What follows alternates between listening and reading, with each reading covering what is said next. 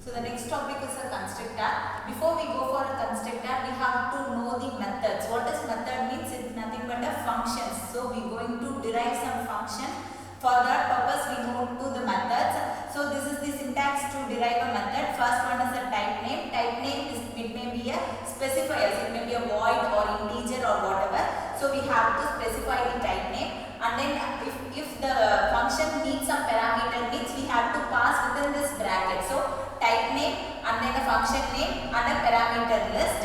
This is the body of the constructor. For example, I am just going to declare a box as a function. So I am going to derive, first thing is void. Void is nothing but I am going to derive my type as void. Okay. Next one is box is my method name. Okay. Then I have to use, if suppose I have to pass some parameter means I have to pass within this bracket. If nothing but means it will be okay. Okay. This is a method or a functions. Okay. Before that, sorry, after that, constructor is a special member function. That is, it's also called as a member function, but it is a special member function. Why it is a special member function means the class name and the constructor name, it must be a similar. The class name as a constructor name, it must be a similar. Okay. There are two types of constructor. First one is a default constructor and then second one is a parameterized constructor. Default constructor is there is no argument which going to pass within the constructor or a function name. There is no argument we are going to pass in the method. Okay. Next one is a parameterized constructor. Parameterized constructor means same as I am going to pass some values in that method or a function. That is called as a parameterized constructor. A constructor which has a specific number of parameter I am going to use in my function. That is called as a parameterized constructor. Here the example of default constructor. First we just go through the program. First I am declaring a class as box. Here I am using a 3 variable, that is width, height and then depth. This is a class name box. Okay. And this is a function. I am already told that class name and method name must be a similar. That is called as a constructor. So here box is my class name and method name is also a box. Okay. Here I am just deriving some functions. That is simply I am printing a constructor and declaring a value for width, depth and then height, which is width is 10, depth is 10 and then height is 10. I am just declaring this function in my constructor function. Okay. Next one is double volume. This is simple method or a function. This one is the constructor, that is default constructor, and this one is the simple function, that is volume. Here I am returning the width into height into depth. That is I am going to multiply these three values. I am going to return that values. Okay. So this is a main class. While executing a program, the main class will be executed first, right? So class box demo is my main class name. Here void main, and then I am declaring the object, that is class name, object name equal to new class name. Here my class name is box. I am deriving my object name as my box 1 equal to new class name. Okay. Then I am declaring one volume. Why I use this volume means I am going to return this volume value here. Okay. So I am just returning volume. Volume equal to here my box 1, that is my object name dot volume. While reading this line, it will go to this function. Okay. Then system dot out dot println. Here I am just using printing the volume value. Okay. So while reading this line, box my box 1 equal to new box, it will go to the class name. Okay. So it will read the double width, height and then depth, and also I no need to call my constructor separately. While declaring an object, it will call my constructor too. So it will read the class and also it will read the constructor. Same it will read it. So width value is 10. That are not assigned to the width, depth and then height. Now second thing is volume equal to my box 1 dot volume means the control goes to my volume function. Now width value is 10, height value is 10 and then depth is 10. So multiply these three values and return it to the same function. So here now volume equal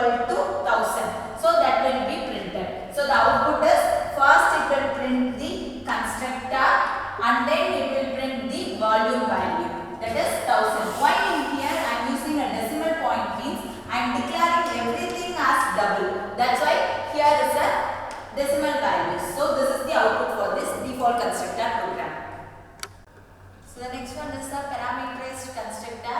Before that we saw a default constructor. In that we doesn't pass any parameter or doesn't pass any argument within the method or a constructor. That is called as a default constructor.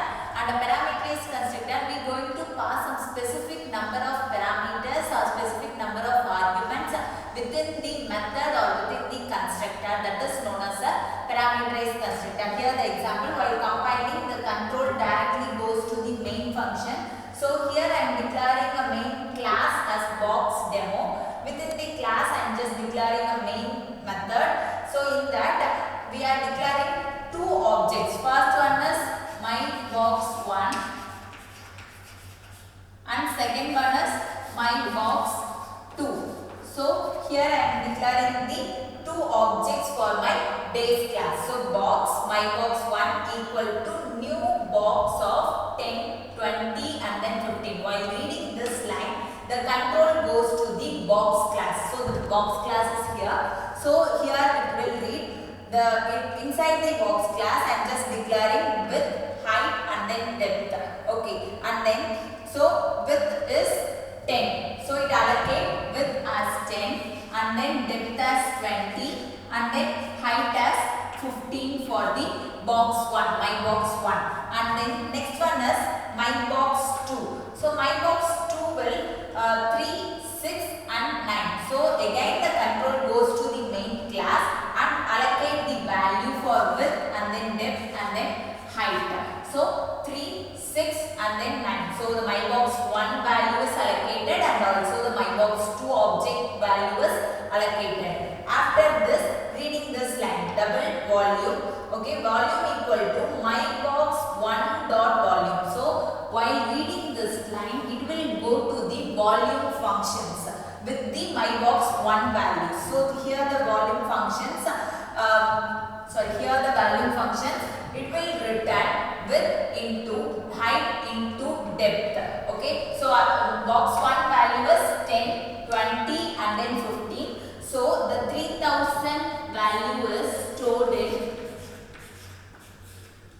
volume VOL. Okay, so I am just printing the same. So volume is VOL. So volume is 3000, that will be printed at output. Okay, and then read this line, volume equal to my box 2 dot volume. So my box 2 value is 3, 6 and then 9. So again the control goes to the volume function, width into height into depth. Here 162 will stored in this volume. So that will be printed. So the simple thing is, here I am just passing the parameters, that is